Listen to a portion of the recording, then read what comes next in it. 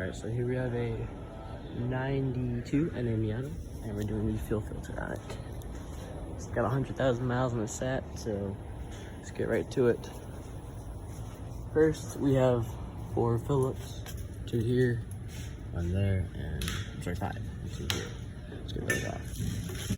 And now we got 3 little, I'm using a 10 mil, 3 10 mil bolts and nuts. Where did you find those at?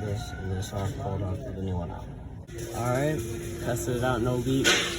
And now let's put the plate back on. And that is how you complete a fuel filter. We install a new one, replace on a 92 Mazda. Most of them are the same, it's the NA.